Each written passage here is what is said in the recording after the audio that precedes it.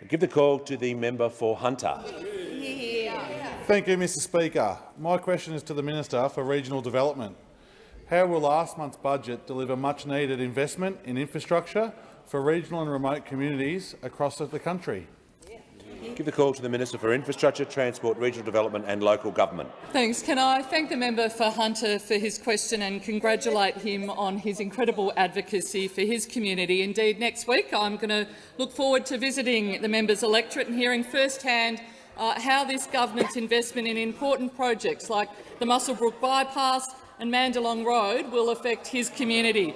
In particular, I'm pleased with the Coulsons Creek Road. The member for New England, I know, is something that he feels very dearly about. The repairs, another important project with the route between Willow Tree and Merriwa Creek, currently closed and completely impassable. The project has been entirely funded by the Albanese Labor government, not something the previous government funded. It's an important local freight road and it will see locals saving hours every week once complete. I'm also looking forward to visiting the member for Robertson's electorate, where the government's funded Avoca Drive and $40 million towards local roads along the Central Coast.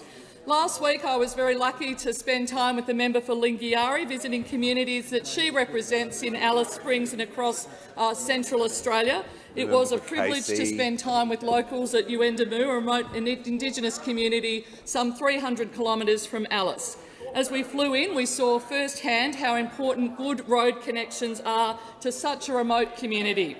Locals rely on roads for food, health, education and access to recreation available in Alice, and that's why our budget delivers an extra $350 million of additional funding to continue upgrading to the Tanami Road, a really important road, as well as also funding the Central Arnhem Road, bringing the total commitment for the Northern Territory to over $740 million.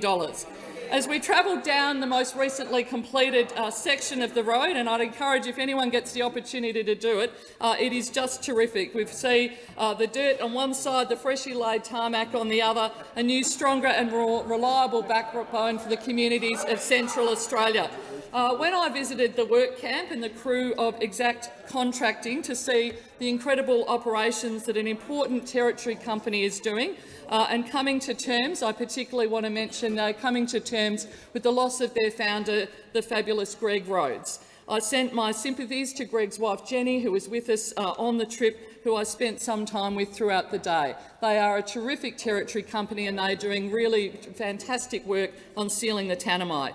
Of course, our budget also delivered another $200 million of funding for the Northern Territory for remote roads, and that brings the total package of up to $382 million for remote communities. These are some of the poorest and most disadvantaged communities in our country.